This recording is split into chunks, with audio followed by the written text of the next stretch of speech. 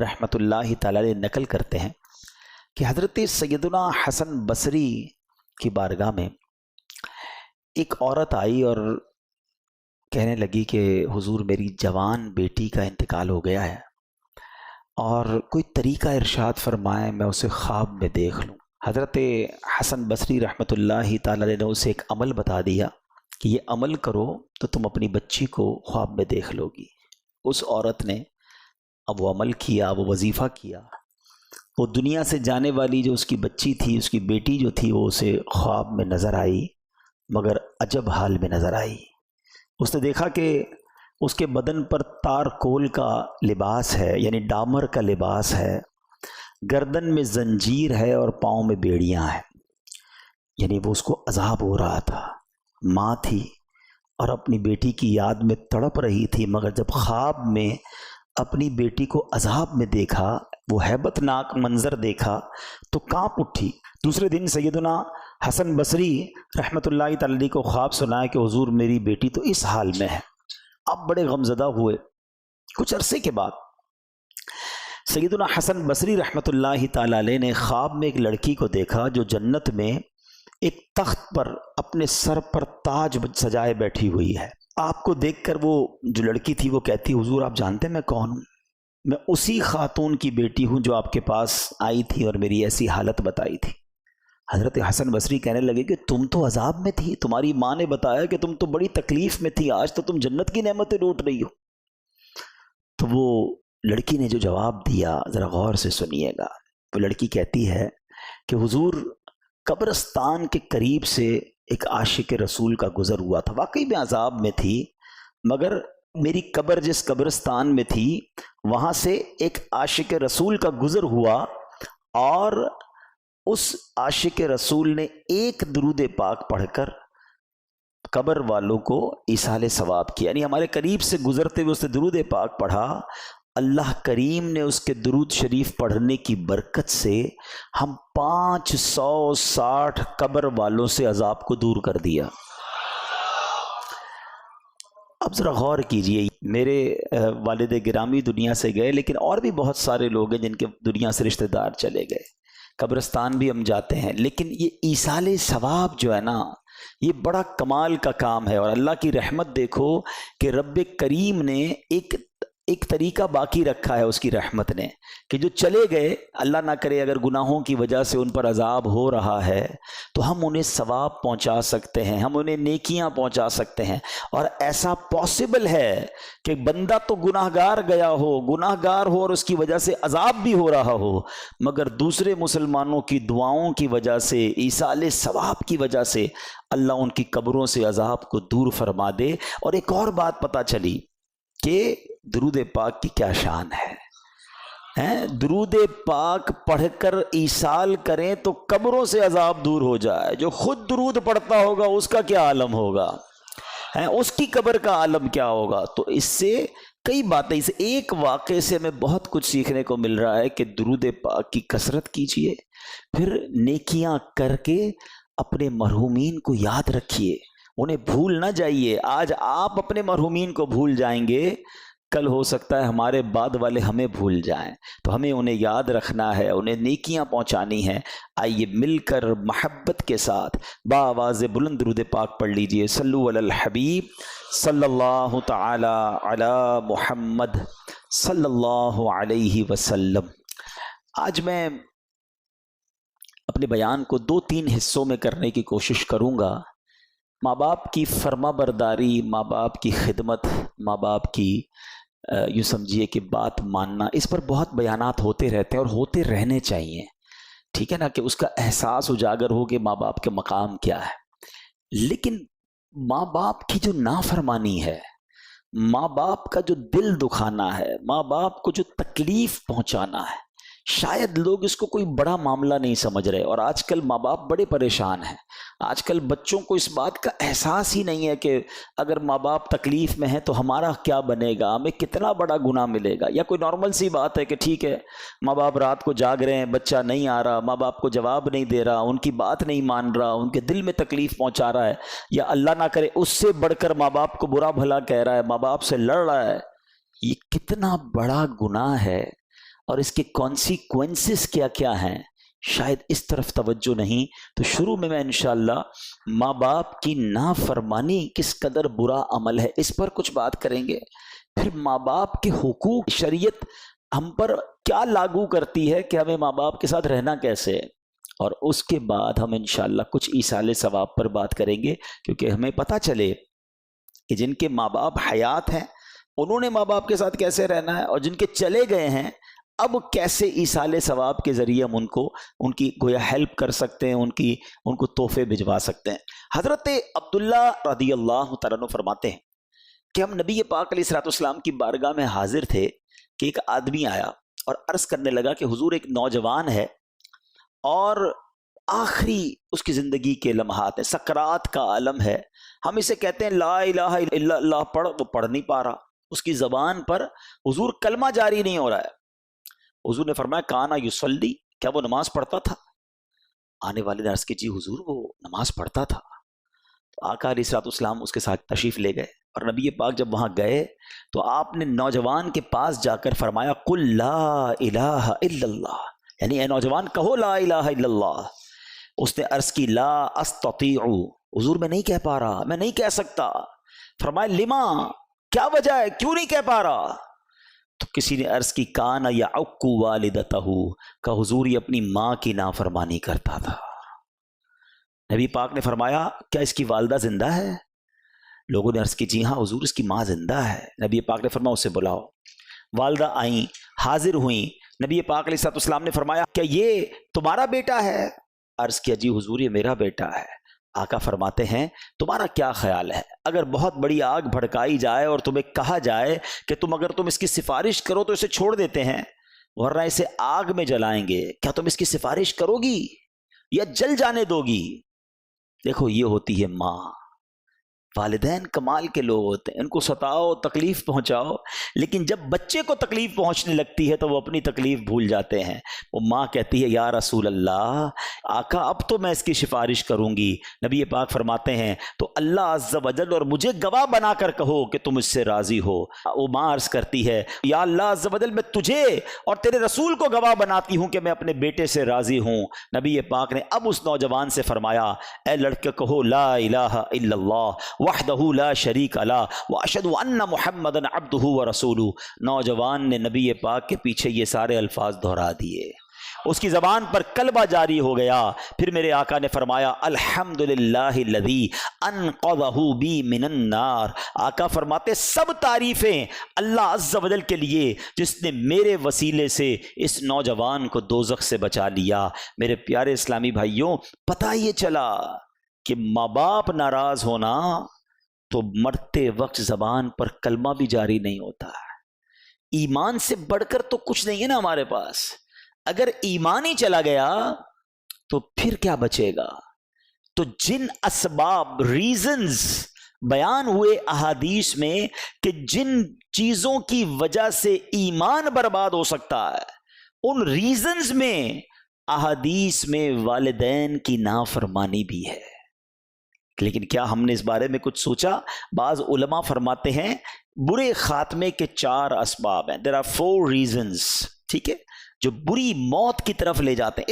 اس سے زیادہ بڑا نقصان کیا ہوگا؟ کسی کی فیکٹری میں آگ لگ جائے، اللہ نہ کرے کسی کا ایکسیڈنٹ ہو جائے، کسی کے گھر میں آگ لگ جائے، کوئی بہت بڑا نقصان ہو جائے، وہ سمجھتا ہے میری دنیا ختم ہو گئی. مگر یقین جانیں دنیا کی ساری نعمتیں چلی جائیں اور ایمان سلامت ہے نا تو وہ بندہ پھر بھی کامیاب ہے.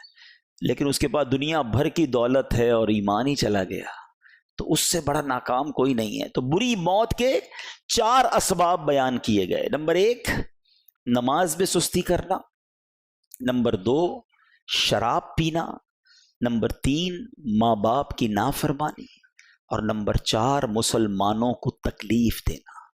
یہ 4 کام دھڑلے سے لوگ کر رہے ہیں. نماز پڑھتا کون ہے؟ بہت بڑی تعداد ہے جن کی نماز قضا ہوتی ہے، حالانکہ یہ سوچتے نہیں کہ نماز میں سستی یہ برے خاتمے کا سبب ہے. پھر شراب پینا، ماں باپ کو ستانا. پلیز جن کے ماں باپ ہیں نا، ماں باپ کی خدمت کو ہلکا نہ لیں اور ماں باپ کی ذات کو بھی کوئی چھوٹی ذمہ داری نہ سمجھیں. ناراض ہو گئے نا تو رب بھی ناراض ہو جائے گا. پیارے آقا علیہ الصلوۃ والسلام نے ایک بڑی کمال کی حدیث، آقا چند جملوں میں پوری بات فرما دیتے تھے. آقا فرماتے، حدیث پاک کا مضمون ہے، ماں باپ ہی تیری جنت ہے، ماں باپ ہی تیری دوزخ ہے. ایک ہی لائن ہے، مگر اس لائن میں پورا فلسفہ بیان کر دیا کہ ماں باپ راضی تو رب راضی، اور ماں باپ ناراض تو رب بھی ناراض. اب ماں اور باپ کو ستانے والے، ماں باپ کے نافرمان کے ایسے ایسے انجام لکھے ہوئے ہیں. وہ بچے جن کے ماں باپ حیات ہیں، خدا کے واسطے غور سے سنو. حضرت عوام بن حوشب رضی اللہ عنہ سے روایت ہے، فرماتے ایک مرتبہ دوران سفر میں ایک محلے میں ٹھہرا. اس محلے کی طرف ایک قبرستان تھا، اور وہاں جب عصر کا وقت ہوتا تھا تو قبرستان میں سے ایک قبر شق ہوئی، قبر پھٹی، اور اس میں سے ایک قبر میں سے آدمی نکلا جس کا سر گدھے جیسا تھا، اور اس نے 3 مرتبہ گدھے جیسی آواز نکالی، پھر قبر میں گیا اور قبر بند ہو گئی. آپ کہتے ہیں میں بڑا حیران ہوا، تو قریب ہی میں نے دیکھا کہ ایک بوڑھی عورت ہے جو اون وغیرہ کاٹ رہی ہے. ایک خاتون مجھ سے کہنے لگی، تم اس بوڑھی عورت کو جانتے ہو؟ میں نے کہا نہیں، میں تو نہیں جانتا. خاتون نے کہا یہ اس کی ماں ہے. جب میں نے پوچھا کہ اس کا واقعہ کیا ہے تو خاتون کہنے لگی کہ وہ شخص شراب پیا کرتا تھا، شام کو جب وہ گھر آیا کرتا تو اس کی ماں اس سے کہتی تھی میرے بیٹے اللہ سے ڈر، کب تک تو شراب پیتا رہے گا. ماں اسے سمجھاتی تھی. وہ بدبخت اپنی ماں کو پتہ ہے کیا جواب دیتا تھا؟ کہتا تھا تم کب تک ہینگتی رہو گی جب تک جیسے گدھا ہینگتا ہے. ماں کو کہتا تھا گدھے جیسی آواز نکالتی ہو تو مجھے کیوں سمجھاتی ہو. خاتون نے کہا کہ جب یہ مرا تھا نا، عصر کا وقت تھا، اب روز عصر کے وقت اس کی قبر پھٹتی ہے، یہ قبر سے باہر نکلتا ہے اور گدھے جیسی آواز نکالتا ہے. سوچئے، آج اللہ کرے کہ ہم میں سے کوئی ایسا یہاں نہ بیٹھا ہو، لیکن ایسے افراد ہیں جو اپنے ماں باپ کے سامنے اونچی آواز میں بات کرتے ہیں، اپنے ماں باپ کو معاذ اللہ گالیاں دیتے ہیں، یہاں تک کے بارے میں سنا کہ ماں باپ کو مارتے ہیں. کیسے لوگ ہیں؟ خدا را ان کی دعائیں لو. بڑے خوش نصیب ہیں کہ جن کے والدین حیات ہیں. آج جن کے ماں باپ نہیں ہیں نا، ان کو ملنے کے لیے اپنے ماں باپ سے قبرستان جانا پڑتا ہے. کبھی کبھی گوٹ اٹک جاتی ہے نا، کوئی کام اٹک جاتا ہے، تو آپ کیا کرتے ہیں؟ جن کی ماں ہوتی ہے ماں کے پاس چلے جاتے ہیں، ماں پھنس گیا ہوں دعا کر دو، ہیں ابو پریشان ہوں دعا کر دو. اب سوچو جس کی گوٹ اٹکے اور ماں باپ بھی نہ ہو، جس کا کام اٹک گیا ہو، ماں باپ سے کہہ بھی نہ سکتا ہو، اس کے دل پہ کیا بیتتی ہوگی؟ کاش میری ماں ہوتی تو میں دعا کرا لیتا، کاش میرا والد ہوتا میں اس کے قدموں میں بیٹھ جاتا. اب قبرستان جا کر کہنا پڑتا ہے کہ آپ تو چلے گئے دنیا سے، آپ بھی دعا کریں اور اللہ سے بھی عرض کرتے ہیں کہ مولا اب ان کے صدقے ہمارے کام بنا دے. تو خدا را انہیں راضی کر کے بھیجنا. جانا انہوں نے بھی ہے، جانا ہم نے بھی ہے، مگر خوش نصیب وہ بچے ہیں کہ جن کے ماں باپ ان سے راضی ہو کر گئے، ان سے خوش ہو کر گئے، ان کے دل ان سے مطمئن تھے. اس سے بڑا بد نصیب کون ہوگا کہ ماں کو راضی نہ کر سکا اور ماں دنیا سے چلی گئی، باپ کو راضی نہ کر سکا اور باپ دنیا سے چلا گیا. تو ماں باپ جس کے پاس ہے نا، یہ جنت کا ٹکٹ ہے، اور یہ ٹکٹ حاصل کرنا ہے، اللہ کو راضی کرنا ہے، ورنہ مارے جائیں گے. میں آپ کو بخاری شریف کی پڑھ رہا تھا، آج بیان تیار کر رہا تھا جب، کہ کبیرہ گناہ، بہت سارے کبیرہ گناہ ہیں، لیکن جو بڑے کبیرہ گناہ بیان کیے نا نبی پاک علیہ الصلوۃ والسلام نے. اب بخاری شریف کی حدیث سنیں کہ اللہ کے حبیب علیہ الصلوۃ والسلام نے کبیرہ گناہوں کے متعلق فرمایا کہ کسی چیز کو اللہ کا شریک ٹھہرانا، یہ پہلا کبیرہ گناہ بیان فرمایا. سیکنڈ نمبر پہ نبی پاک نے کیا فرمایا؟ والدین کی نافرمانی کرنا. تیسرے نمبر پر فرمایا ناحق قتل کرنا. چوتھے نمبر پر فرمایا جھوٹی قسم کھانا. مسلم شریف کی حدیث میں پیارے آقا نے فرمایا کبیرہ گناہ کا جب ذکر ہو رہا ہے، کسی چیز کو اللہ کا شریک ٹھہرانا، والدین کی نافرمانی کرنا، ناحق قتل کرنا اور جھوٹ بولنا. علماء فرماتے ہیں کہ اتنے سارے کبیرہ گناہ ہیں، سب سے بڑا گناہ شرک ہے نا، اس شرک کے بعد دوسرا بڑا گناہ جہاں جہاں نبی پاک نے کبیرہ گناہ بیان کیے نا، ماں باپ کی نافرمانی بیان کیا. آپ سوچیں یہ کتنا بڑا گناہ ہے. لوگ کہتے ہیں یار ماں باپ تو بس ٹھیک ہے نا، ناراض ہو گئے تو کیا ہو گیا، بعد میں منا لیں گے. تمہیں کیا پتا وہ راضی ہوں گے کہ نہیں. تم نے آج دل دکھایا، کبھی بڑی آواز میں بات کی، کبھی ان کی بات نہ مانی، ہو سکتا ہے تمہاری وجہ سے وہ رو پڑے ہوں، تمہیں احساس نہیں ہے. حالانکہ شریعت یہ کہتی ہے، میں ابھی تھوڑی دیر کے لیے ماں باپ کے دل کو سائیڈ پہ رکھ دیں، ٹھیک ہے نا، میں مسلمان تو ہوں نا، میں نے کلمہ پڑھا ہے، میں اللہ اور اس کے رسول کی بات مانوں گا تو میری مغفرت ہوگی۔ اللہ اور اس کا رسول یہ فرما رہے ہیں، شریعت یہ سکھا رہی ہے کہ اللہ کی بارگاہ میں شرک کے بعد جو سب سے بڑا گناہ بتایا گیا وہ ماں باپ کی نافرمانی بتایا گیا۔ اچھا، اللہ کریم نے جہاں اپنی اطاعت کا بیان کیا ہے، اپنی فرما برداری کا بیان کیا، کئی جگہوں پر اس کے فوراً بعد ماں باپ کی فرما برداری کا بیان کیا۔ تو علماء اس کی وجہ بیان کرتے ہیں کہ اللہ خالق حقیقی ہے، حقیقی معنوں میں پیدا کرنے والا رب ہے، اور والدین جو ہیں وہ سبب بنے کہ جن کی وجہ سے میں اور آپ دنیا میں آئے۔ تو خالق حقیقی کی عبادت پہلے ہے، خالق حقیقی کا شکر ادا کرنا پہلے ہے، اور اس کے فوراً بعد فرمایا کہ ماں باپ کا احسان مانو، ماں باپ کا حکم مانو، ان کی اطاعت کرو۔ بالکل اسی طرح خالق حقیقی کے ساتھ شرک کرنا سب سے بڑا گناہ ٹھہرا ہے، اس کے بعد بڑا گناہ ٹھہرا ماں باپ کی نافرمانی کرنا، ماں باپ کو ستانا۔ میں آپ کو آپ کی شریعت بتا رہا ہوں کہ ہمیں شریعت یہ کہتی ہے کہ اگر رب کو راضی کرنا ہے، اللہ کے حبیب کو راضی کرنا ہے، تو ماں باپ کو راضی کرنا ہے، ماں باپ کی نافرمانی نہیں کرنی ہے۔ اچھا، پھر پیارے آقا علیہ الصلوۃ والسلام فرماتے ہیں سب سے بڑا گناہ یہ ہے، بخاری شریف کی حدیث، صحیح بخاری کی حدیث، سب سے بڑا گناہ یہ ہے کہ کوئی اپنے والدین کو گالی دے۔ صحابہ نے کہا حضور کیا کوئی اپنے والدین کو گالی دے سکتا ہے؟ اچھا، اس زمانے میں تو یہ پاسبل ہی نہیں تھا نا، اس زمانے میں تو کوئی سوچ ہی نہیں سکتا تھا، جبھی تو یہ سوال کیا گیا کہ حضور کوئی والدین کو گالی دے سکتا ہے؟ تو نبی پاک نے فرمایا آدمی کسی کے باپ کو گالی دیتا ہے تو وہ اس کے باپ کو گالی دے گا، تو کوئی آدمی کسی کی ماں کو گالی دیتا ہے تو وہ اس کی ماں کو گالی دے گا۔ اب ذرا غور سے سمجھیے گا بات کو، اس کا مطلب یہ ہوا کہ اس زمانے میں تو ایسا تھا ہی نہیں کہ کوئی ڈائریکٹ ماں باپ کو گالی دے۔ آج تو ایسے بھی بد نصیب ہیں جو اپنے ماں باپ کو ڈائریکٹ گالیاں دے رہے ہوتے ہیں۔ اچھا، ماں باپ کو ڈائریکٹ نہیں دے رہے ہوتے نا، دوستوں میں بیٹھ کے دے رہے ہوتے، میرا تو باپ ہے ہی ایسا ہے، میری ماں تو ہے ہی ایسی، استغفر اللہ۔ اس کا عذاب کیا ہوگا؟ یہ تو نبی پاک نے ایک دوسری انداز بیان کیا کہ وہ کسی کے ماں باپ کو گالی دے تو وہ اس کے ماں باپ کو گالی دیں۔ آج ایسا ہو رہا ہے، ماں بہن کی گالیاں دیتے ہیں، شوق سے دیتے ہیں، پھر دوسرے تمہاری ماں بہن کو گالیاں دے رہے ہیں۔ احساس ہی نہیں ہے کہ میری ان حرکتوں کی وجہ سے میری ماں کو گالی پڑ رہی ہے، میرے والد کو گالی پڑ رہی ہے۔ اور ایسا بھی ہوتا ہوگا کہ ماں قبر میں ہوگی اور تمہارے دوست تمہاری ماں کو گالی دے رہے تمہاری وجہ سے۔ ہونا کیا چاہیے کہ لوگ میری وجہ سے میرے ماں باپ کی تعریف کریں کہ یار بیٹا ایسا ہے تو باپ کیسا ہوگا، کیا تربیت کی ہے اس کے والد نے۔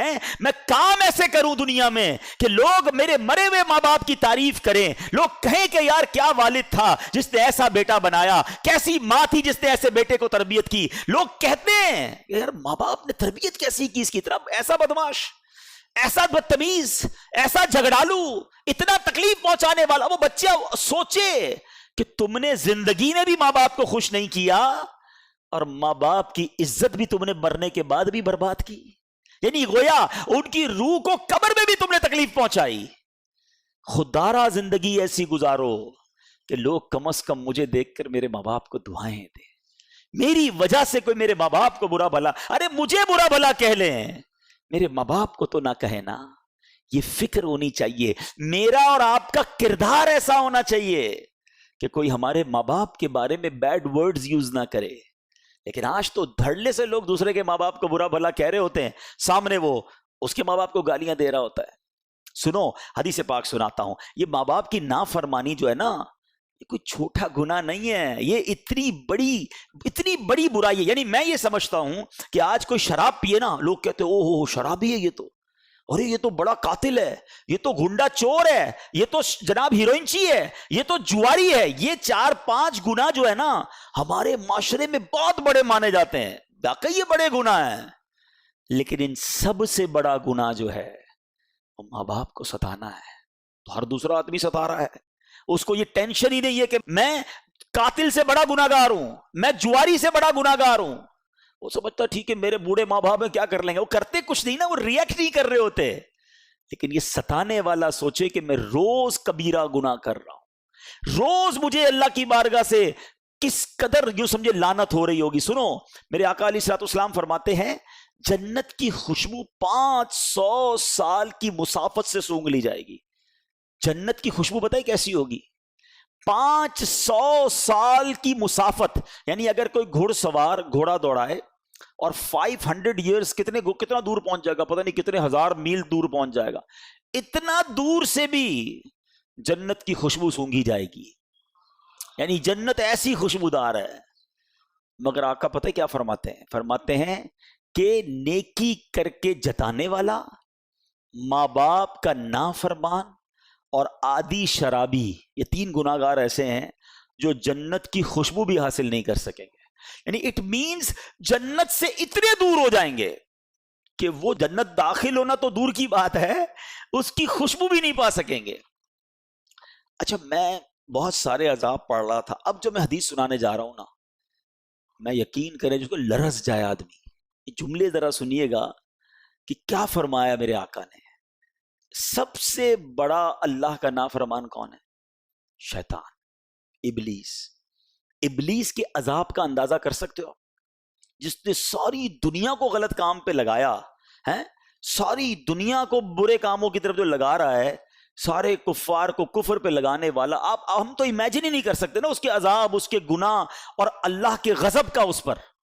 مگر اب حدیث سننا کیا فرمایا آقا، فرماتے ماں باپ کے نافرمان اور ابلیس کے درمیان صرف جہنم میں 1 درجے کا فرق ہوگا۔ آپ یقین، یہ اگر اس کی وہ کہنا ہیبت کو سمجھو، جو اگر سمجھدار اس بات کو سمجھے نا تو رونگٹے کھڑے ہو جائیں گے۔ ابلیس کا عذاب کتنا ہوگا؟ اس کے عذاب میں اور ماں باپ کے نافرمان کے عذاب میں 1 درجے کا ہی فرق ہوگا۔ ختم ہو گئی نا بات، ہی ختم ہو گئی نا، اس سے بڑا مجرم کون ہوگا؟ تو پلیز میرے وہ بچوں جن کے ماں باپ، یعنی میں اب سمجھ آتا ہے ان باتوں کو پڑھنے کے بعد کہ جس کے ماں باپ زندہ ہو نا، اس کو زندگی کا ایک ہی مقصد رکھنا چاہیے کہ یہ ناراض نہیں ہونے چاہیے۔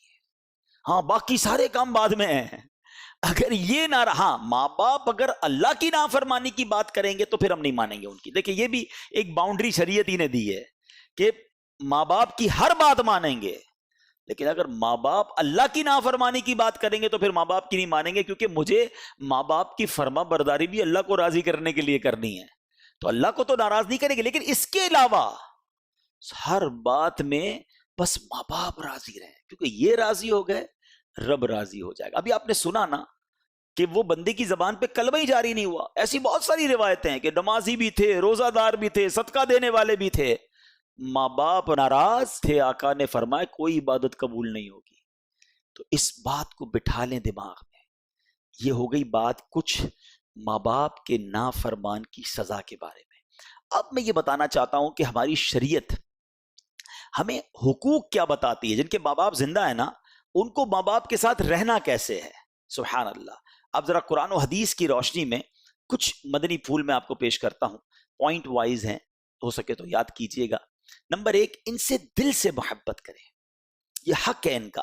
ایک تو یہ کہ بھائی یار اب کیا کریں بھائی، مولانا صاحب نے بیان کیا تھا، اچھے تو لگتے نہیں پھر بھی محبت کر رہے، نہیں، ان سے دل سے محبت کریں، یہ حق ہے ان کا۔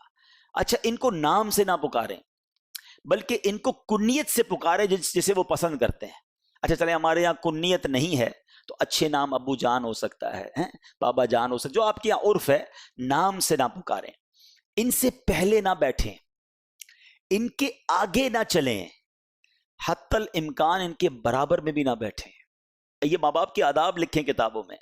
اگر وہ تشریف لائیں تو ان کے لیے تعظیماً کھڑے ہو جائیں، ان کو عزت کی جگہ بٹھائیں، ہو سکے تو اپنی چادر بچھا کر انہیں بٹھائیں۔ چہرے کی بشاشت اور خندہ پیشانی کے ساتھ ان سے بات کریں۔ منہ چڑھا ہوا ہے، موڈ آف ہے، اچھا چلو بولو، چلو اب جلدی جلدی بات کرو، ٹائم نہیں ہے۔ ماں باپ کے ساتھ ایسے بات کرتا ہے، آپ فریش، خشاشت بشاشت ہو، خندہ پیشانی کے ساتھ ان سے بات کریں۔ اچھا فرمایا اپنی بات احسن انداز میں عرض کریں، نہ مانے تو خاموش ہو جائیں، ضد نہ کریں، اپنی بات رکھیں کہ میں یہ کرنا چاہتا ہوں، کیا آپ کی اجازت ہے؟ مان گئے تو ٹھیک ہے، ضد نہ کریں۔ ناراض ہوئے بغیر ان کی بات قبول کریں۔ اگر ان کو بھوک لگے تو کھانا کھلائیں، کپڑے نہ ہوں تو کپڑے پہنائیں، ان کی خدمت کریں اگر ان کو ضرورت ہو۔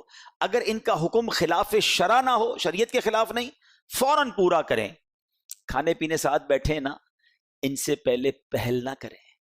ہمیں تو کھلائی ماں نے، ابو نے کہا بیٹا تم کھا لو. حالانکہ شریعت یہ کہتی ہے کہ اگر یہ ساتھ بیٹھیں کھانا شروع نہ کریں جب تک ماں باپ شروع نہ کریں. فرمایا ان کے لیے رحمت اور مغفرت کی دعا کریں، ان کی عزت اور ان کا احترام کریں، ان کو خوش کرنے والے کام کریں، باپ کے ہاتھ چومیں اور ماں کے قدم چومیں. فرمایا ہر کام میں ان سے مشورہ کریں، لوگوں کے سامنے ان کی تعریف کریں، ان کے دوست احباب سے خوش دلی کے ساتھ پیش آئیں. ماں باپ سے تو آئیں ان کے دوستوں سے بھی خوش دلی سے پیش آئیں. بعض اوقات ہوتا ہے ایسے کہ ابو بیٹھے ہیں ساتھ، ان کے دوست آ گئے، اب ان کو دیکھ کے موڈ خراب ہو گیا. ابو کے رشتہ داروں کو دیکھ کر موڈ خراب ہو گیا، ماں کے رشتہ دار آ گئے تو موڈ خراب. نہیں، شریعت یہ کہتی ہے کہ ماں باپ کے رشتہ دار ان کے دوستوں سے بھی خوش دلی کے ساتھ پیش آئیں، اور سبحان اللہ ان کے پیچھے سے ان کو آواز نہ دیں بلکہ خود جا کر قریب جا کر ان سے نرمی سے بات کریں. یہ آداب کتابوں میں لکھے ہیں. میں نے ایک اور کتاب میں پڑھا تھا کہ بیٹا والد کے ساتھ ایسے رہے جیسے غلام آقا کے ساتھ رہتا ہے. یہ لکھا ہے کتابوں میں ادب. غلام کیا ہوتا ہے؟ ریڈی ٹو، ہر وقت خدمت کے لیے، کب آقا کا حکم آئے میں خدمت کروں. مگر آج حال یہ ہے کہ باپ غلام بنا ہوا ہے بیٹے کے آگے کہ بیٹا میرا ذرا کام کر دے. نہیں ابا ٹائم نہیں ہے. بیٹا تھوڑے پیسے دے دے. نہیں میرے پاس پیسے نہیں ہیں. اچھا میرا بیٹا یہ میری بات نہیں، ابو آپ کو سمجھ نہیں پڑتی. باپ غلام کی طرح ڈرتے ڈرتے بات کرتا ہے. یہاں کیا لکھا کہ بیٹا نرمی سے ماں باپ سے بات کرے، ادب سے بات کرے، انہیں نام سے نہ پکارے. ادھر حال یہ ہے کہ باپ ڈر رہا ہوتا ہے کہ بیٹے کا موڈ صحیح ہے کہ نہیں، بات کروں کہ نہیں، کہیں بیٹے کو برا نہ لگ جائے. ماں بیٹی سے ڈر رہی ہے آج کے دور میں. تف ہے ایسی اولاد پر جن سے ماں باپ ڈر رہے ہیں. پہلی بات تو یہ چیک کر لو کہ آپ سے آپ کے ماں باپ کا بات کرتے ہوئے ڈرتے ہیں یا فلیکسیبل فیل کرتے ہیں. اس سے بڑی بری کیا بات ہوگی کہ میرے ماں باپ ہی مجھ سے ڈر رہے ہیں. ماں باپ سے تو مجھے ڈرنا ہے، ماں باپ کی ناراضگی تو مجھے خیال ہونا چاہیے. اب آئیے، اگر جن کے ماں باپ چلے گئے، کتنا کمپلیٹ ریلیجن ہے، چلے گئے، اب کیا حقوق ہیں ان کے؟ جی ماں باپ وہ ہستیاں ہیں جن کا مرنے کے بعد بھی حق جاری ہے ہم پر، اور اب وہ حقوق سنیے. سیدی اعلیٰ حضرت امام اہل سنت نے باقاعدہ تفصیل کے ساتھ لکھے. میں کچھ اس میں سے حقوق بیان کر دیتا ہوں. سب سے پہلا حق یہ ہے کہ ان کی موت کے بعد ان کے جنازے کی تجہیز، تکفین، غسل، نماز، ان تمام کاموں کو سنت کے مطابق احسن طریقے سے انجام دے. نمبر 2، ان کے لیے دعا و استغفار ہمیشہ کرتے رہنا، کبھی اس سے غفلت نہ کرنا. نمبر 3، صدقہ اور نیک اعمال کا ثواب انہیں پہنچاتے رہنا، اس میں کمی نہ کرنا. اپنے روزوں کے ساتھ ان کے بھی روزے رکھنا ہیں، یعنی نفلی روزے رکھے تو ماں باپ کے نام پہ بھی رکھ لیے کہ چلو اس کا ثواب بھی انہیں پہنچے. ان پر کوئی قرضہ ہو تو کوشش کر کے یہ قرضہ اتارنا. مجھے ایک واقعہ یاد آ گیا، پچھلے دنوں ایک واقعہ میں نے پڑھا کہ ایک شخص بہت بڑے مالدار شخص کے دروازے پر گیا، گاؤں سے آیا اور اپنے دوست کو کہا. اس دوست نے یہ واقعہ بیان کیا کہ میں نے یہ اپنی آنکھوں سے دیکھا. وہ اپنے اس بوڑھے گاؤں کے دوست کو ڈھونڈتے ڈھونڈتے ایک بہت بڑے سیٹھ کے پاس لے گیا. بولے تمہیں کیا کام ہے؟ کہا مجھے اس کے والد کے بارے میں کچھ بیٹے سے بات کرنی ہے. دروازہ کھٹکھٹایا، وہ سیٹھ تھا، بڑا آدمی تھا، دروازے پر آیا، بڑے روکھے انداز میں گیٹ پر ہی بات کر. جی فرمائیے کیا کام ہے؟ کہ بیٹا میں آپ کے والد کے گاؤں سے آیا ہوں اور میں آپ سے آپ کے والد کے بارے میں کچھ بات کرنا چاہتا ہوں. کہا ٹھیک ہے آئیے. بولا گھر میں نہیں لے گیا، گھر کے باہر ہی لان میں 2-3 کرسیاں لگی تھی وہیں بٹھایا. کہ جلدی جلدی بتائیے کیا کام ہے؟ کہ بیٹا تمہارے والد کا جب سے انتقال ہوا ہے نا، روزانہ قبر پر کچھ لوگ آتے ہیں، تمہارے والد کو برا بھلا کہہ کے جاتے ہیں کیونکہ تمہارے والد نے ان کے پیسے دینے تھے. بیٹا میں اس لیے آیا ہوں، مجھ سے رہا نہیں گیا، تمہارا والد میرا دوست تھا. واقعی ان لوگوں کے پیسے نکلتے ہیں، وہ بھی غریب ہیں، لیکن تمہارے والد کو روز قبر پر آ کر بد دعا دے کر جاتے ہیں. ایسا کرو بیٹا، اپنے والد کا قرضہ ادا کر دو. وہ شخص جو ساتھ لے کر گیا تھا کہتا جب میں نے سنا تو میرے رونگٹے کھڑے ہو گئے. مگر وہ بیٹا کہتا ہے بابا جی میں کیوں پیسے دوں، میرے ابا نے مجھ سے پوچھ کے لیے تھے، آئندہ مجھے تنگ کرنے مت آنا، جاؤ ادھر سے. کہا حالانکہ پیسے بھی اتنے زیادہ نہیں تھے، کروڑ پتی تھا. اور وہ بوڑھا شخص کہتا ہے یہی وہ بیٹا ہے، یہی وہ اولاد ہے کہ اس کا باپ جب لوگوں سے پیسے لیتا تھا تو کہتا تھا اپنے بچوں کے لیے کام کرنا ہے. جن بچوں کے لیے اس باپ نے دوسروں سے قرض لیا، وہ اولاد اب اپنے والد کا قرض لوٹانے کے لیے تیار نہیں ہے. یہ کیسی اولاد ہے؟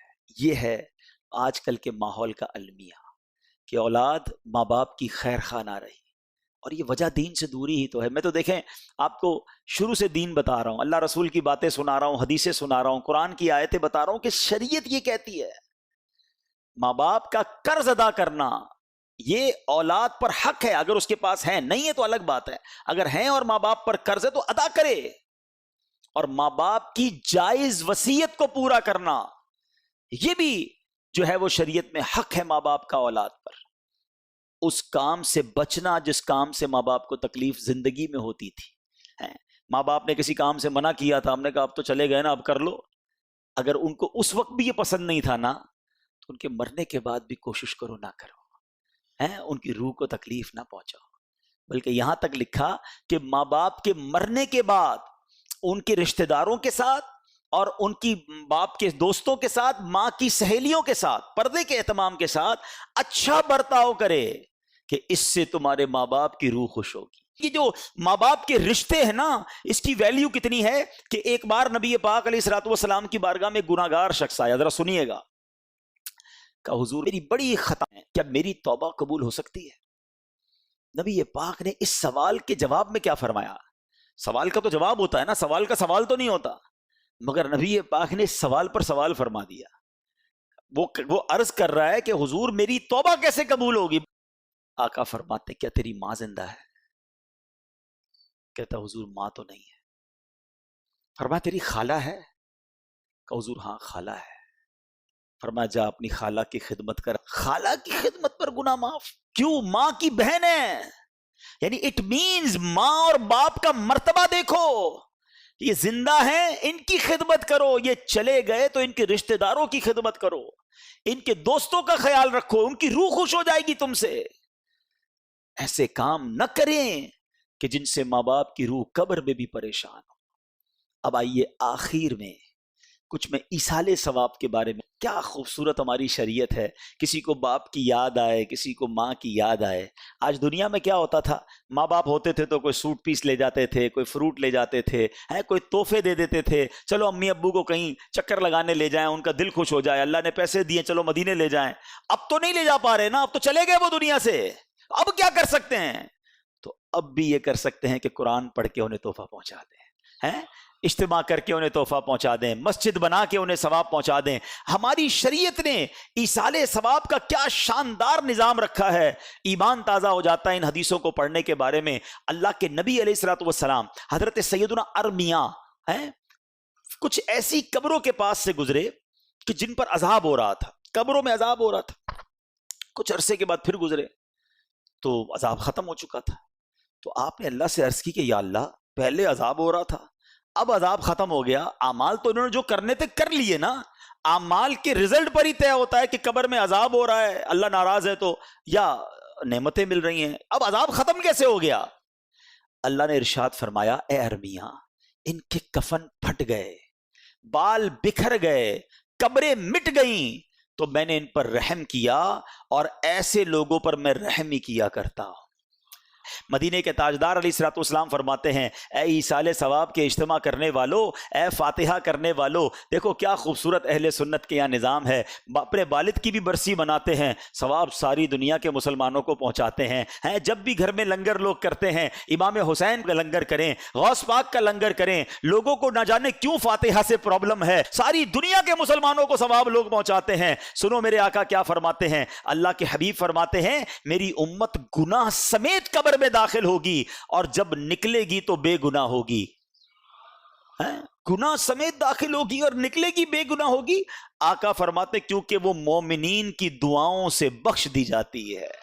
خدا اہل سنت کو آباد رکھے، محمد کا میلاد ہوتا رہے گا۔ یہ میلاد کے اجتماع، ایصال ثواب کے اجتماع، سویم کے اجتماع، ہم جب بھی قرآن خوانی کرتے ہیں، لنگر کرتے ہیں، دعائیں کرتے ہیں، کیا کہتے ہیں یا اللہ سرکار کی ساری امت کو ثواب پہنچا۔ آقا فرماتے میری امت داخل تو گناہوں کے ساتھ ہوگی، جب نکلے گی تو گناہ مٹ چکے ہوں گے، کیونکہ مومنین دعائیں کر رہے ہیں، ایصال ثواب کر رہے ہیں۔ اب سنو جو ایصال ثواب نہیں کرتے نا، اپنے مردوں کو بھول جاتے ہیں، انہیں یاد نہیں رکھتے۔ پیارے آقا علیہ الصلوۃ والسلام فرماتے ہیں کہ مردے کا حال قبر میں ڈوبتے ہوئے انسان کی مانند ہے۔ جب بندہ ڈوب رہا ہوتا ہے تو کیا حال ہوتا ہے کہ وہ شدت سے انتظار کرتا ہے کہ باپ یا ماں یا بھائی یا کسی دوست کی اسے دعا پہنچے، اور جب کسی کی اسے دعا پہنچتی ہے تو اس کے نزدیک، اس قبر میں جو مردہ ہے نا، اس کے نزدیک دنیا و ما فیہا، یعنی دنیا اور اس میں جو کچھ ہے سب سے بہتر ہوتی ہے۔ آقا فرماتے اللہ عز و جل قبر والوں کو ان کے زندہ متعلقین کی طرف سے ہدیہ کیا ہوا ثواب پہاڑوں کی مانند عطا فرماتا ہے۔ بعض اوقات کیا ہو سکتا ہے کسی کے ذہن میں خیال آتا ہو، یار سرکار کی ساری امت کو پہنچا، ہم نے ایسے ہی کہہ دیا، صرف دعا کر دی، ایک فاتحہ پڑھ لی، 3 بار سورہ اخلاص پڑھ دی، اسے کیا مل رہا ہے؟ سنو حدیث میں آقا فرما رہے اللہ ہدیہ کیا ہوا ثواب پہاڑوں کی مانند عطا فرماتا ہے۔ اور زندوں کا ہدیہ کیا ہے مردوں کے لیے؟ آقا فرماتے ہیں وہ دعائے مغفرت کرنا ہے۔ دعا کرتے رہا کرو، سرکار کی ساری امت کے لیے کیا کرو، اپنے مرحومین کے لیے کیا کرو، اور سبحان اللہ۔ اب آؤ میں آپ کو اربوں نیکیاں کمانے کا موقع بھی بتا دیتا ہوں۔ روزانہ آپ اربوں نیکیاں کما سکتے ہیں۔ نبی پاک علیہ الصلوۃ والسلام نے فرمایا جو کوئی تمام مومن مرد اور عورتوں کے لیے دعائے مغفرت کرتا ہے، اللہ عز و جل اس کے لیے ہر مومن مرد و عورت کے عوض ایک نیکی لکھ دیتا ہے۔ جتنے دنیا میں اتنے نہیں، جتنے گزر گئے۔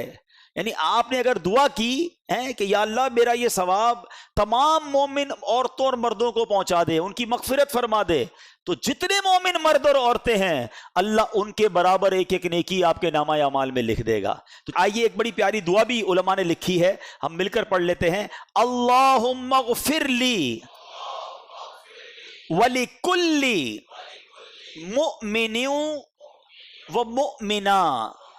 اس کا ترجمہ بھی پڑھ لیں، اے اللہ میری اور ہر مومن و مومنہ کی مغفرت فرما، آمین۔ تو روز دعا کرتے رہا کریں۔ میرے رب کی رحمت دیکھو کہ بندہ جب سارے مسلمانوں کے لیے دعا کرتا ہے اللہ ہر مسلمان مرد و عورت کے بدلے اس کو نیکی عطا فرما دیتا ہے۔ تو ایصال ثواب، میں آپ کو حدیثیں سنا رہا ہوں، کنفیوز نہ ہوا کریں ایصال ثواب میں کہ پتہ نہیں ایصال ثواب ہو سکتا ہے کہ نہیں ہو سکتا۔ میں تو آپ کو پیارے آقا کی حدیثیں سنا رہا ہوں، اور ہم کتنی بار روزانہ مرنے والوں کے لیے دعائیں نماز میں کیا کرتے ہیں؟ رب اجعلنی مقیم الصلاۃ ومن ذریتی ربنا وتقبل دعاء ربنا اغفر لی ولوالدی وللمؤمنین یوم یقوم الحساب۔ آپ نے تو مومنین کے لیے بھی دعا کر لی، والدین کے لیے بھی دعا کر لی، تو زندوں کے لیے بھی کی، مردوں کے لیے بھی کی۔ تو بالکل آپ جو ہے وہ دل کھول کر دعائیں کیا کریں، ایصال ثواب کیا کریں۔ ایک اور خوبصورت حدیث سنیں ایصال ثواب کیسے پہنچتا ہے۔ پیارے آقا علیہ الصلوۃ والسلام فرماتے ہیں جب کوئی شخص میت کو ایصال ثواب کرتا ہے نا، تو میت کے پاس پہنچاتا کون ہے؟ فرمایا جبریل امین اسے نورانی طباق میں رکھ کر قبر کے کنارے کھڑے ہو جاتے ہیں اور کہتے ہیں قبر والے یہ تحفہ تیرے گھر والوں نے بھیجا ہے۔ یہ سن کر وہ خوش ہوتا ہے، اور اس کا کوئی پڑوسی جو ہوتا ہے نا قبر والا، آقا فرماتے ہیں اپنی محرومی پر جو پڑوسی ہوتے ہیں وہ غمگین ہوتے ہیں۔ اب یہ سوچو، ہو سکتا ہے کہ آپ کے والد کی قبر کے برابر میں کسی کی قبر ہو، اس کا بیٹا تو روز ثواب پہنچا رہا ہے، آپ نہیں پہنچا رہے، تو والد کی روح تو غمگین ہو رہی ہوگی نا کہ اس کے بیٹے نے یاد رکھا ہے، اس کی بچی نے یاد رکھا ہے، اس کے رشتہ داروں نے یاد رکھا ہے، اور ہمارا بیٹا ہمیں بھول گیا ہے۔ اور میں آپ کو ایک اور بات بتاؤں کہ جو مردے ہوتے ہیں نا وہ کب کب انتظار کرتے ہیں۔ جی ہاں، یہ سن لیں کہ کچھ دن ایسے آتے ہیں کہ جس میں جو مرحومین ہوتے ہیں وہ انتظار کرتے ہیں کہ کب ان کو ایصال ثواب ہوگا۔ سیدی اعلیٰ حضرت امام اہل سنت فتاوی رضویہ جلد نمبر 9 صفحہ 650 پر نقل فرماتے ہیں کہ مومنین کی روحیں ہر شب جمعہ یعنی جمعرات کی رات، روز عید، روز عاشوراء اور شب برات اپنے گھر کے باہر آ کر کھڑی رہتی ہیں۔ جس گھر سے ان کا انتقال ہوا ہے نا اس گھر کے باہر آ کر کھڑی رہتی ہیں، اور ہر روح غمناک بلند آواز سے ندا کرتی ہے، اے میرے گھر والوں، اے میری اولاد، اے میرے قرابت داروں، ہمارے لیے ایصال ثواب کی نیت سے صدقہ خیرات کر کے ہم پر مہربانی کرو۔ ارواح گھر تک آ جاتی ہیں ان دنوں میں کہ کچھ ہمیں صدقہ کرو، کچھ ہمیں ثواب پہنچاؤ۔ کیسی اولاد ہے جو اپنے ماں باپ کو دعاؤں میں بھول جاتی ہے، کیسی اولاد ہے جو نیکیاں۔ اول پرابلم کیا، اب یہ ساری باتوں کا پتہ ہے حل کیا نکلے گا کہ اولاد تیار کیسی کی ہم نے۔ جو اولاد نمازی ہی نہیں ہے وہ کیا ایصال ثواب کرے گی؟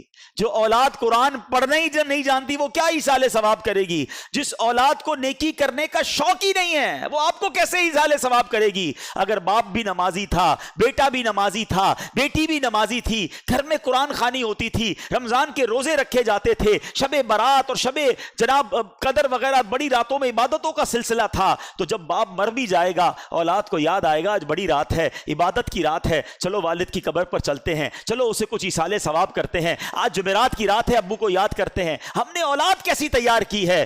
یہ سوال بنتا ہے۔ حالانکہ میرے میٹھے اسلامی بھائیوں، حدیثیں تو ایسی ایسی ہیں، ثواب تو ایسا ہے کہ سچ بتاؤں کہ ماں باپ کمال کی ہستی ہیں، زندگی میں ان کی خدمت کی تو ثواب، اور مرنے کے بعد ان کو ایصال کیا نا تو ایصال کرنے کے بعد بھی اپنا ہی بھلا ہے، ہمیں ہی فائدہ ہے۔ پیارے آقا فرماتے ہیں کہ جو اپنے ماں باپ کی طرف سے حج کرے، اپنا حج تو کر لیا، اب نفلی حج کرنے جاتا ہے، میں دعا کرتا ہوں اللہ اس سال ہم سب کو حج عطا فرمائے، اور جنہوں نے حج کر لیا ہے نا، فرض ادا کر لیا ہے، اب ماں باپ کے نام کا حج کرنا۔ کیوں؟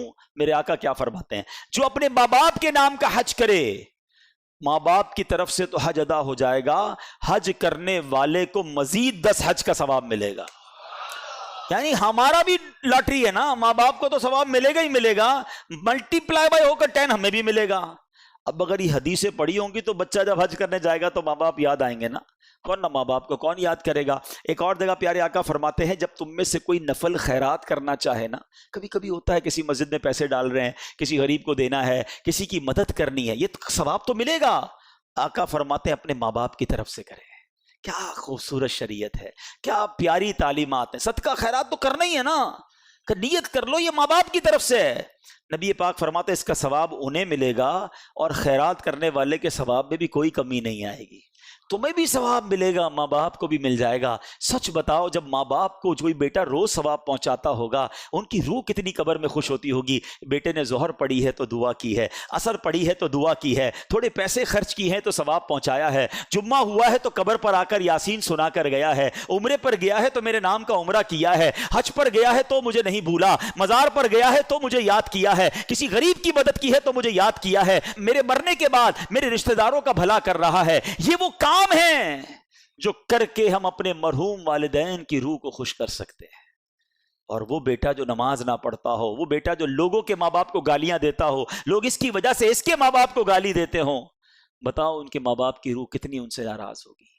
تو خدا را پیارے اسلامی بھائیوں، آج میں نے 3 جہتوں میں بیان کر کے یہ سمجھانے کی کوشش کی ہے۔ ماں باپ کی فرما برداری پر میں نے پہلے بھی بہت بیان کیے، ماں باپ کے فضائل پر بہت سارے علماء بیان کرتے ہیں، لیکن خصوصاً میں نے آج ماں باپ کی نافرمانی کے بارے میں آپ کو بتایا کہ اس سے ڈرتے رہنا، اس بات کو پکڑ لیں کہ زندگی میں کبھی ماں باپ ناراض نہیں ہونے چاہیے۔ سیکنڈلی ہم نے سنا کہ ماں باپ کے زندگی میں حقوق کیا ہیں، مرنے کے بعد حقوق کیا ہیں، اور پھر آخر میں ہم نے سنا کہ ایصال ثواب جو ہے اپنے مرحومین کو کرنے میں ہمارا ہی فائدہ ہے۔ ہمارے مرحومین انتظار کرتے ہیں کہ کب ہم انہیں ثواب پہنچائیں، اور جب ہم انہیں ثواب پہنچاتے ہیں تو سبحان اللہ مرحومین خوش کتنے ہوتے ہیں۔ ایک آخری وسوسہ اگر کسی کے ذہن میں ہے تو دور کر دیتا ہوں، حالانکہ میں نے صرف حدیثیں سنائی ہیں، میں نے کوئی بزرگوں کے اقوال نہیں سنائے، نبی پاک کی حدیثوں سے آپ کو بتایا کہ ایصال ثواب اور خاص طور پہ ماں باپ کے لیے ایصال ثواب کے کتنے فضائل ہیں۔ مگر آؤ ایک صحابی کا طرز عمل بھی بتا دیتا ہوں، ایک صدقہ جاریہ کا کام کرنے کا انداز بھی بتا دیتا ہوں۔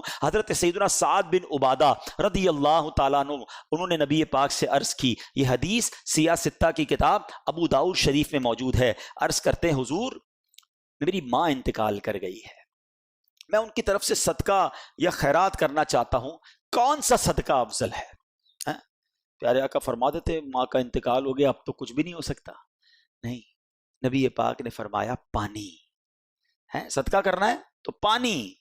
حضرت سعد نے کیا کیا؟ کنواں کھدوایا اور اعلان کر دیا ہذہ لأم سعد، یعنی یہ ام سعد کے لیے ہے۔ سنو یہ کنواں جو ہے پورے شہر کے اندر ام سعد کے کنویں کے نام سے مشہور ہو گیا۔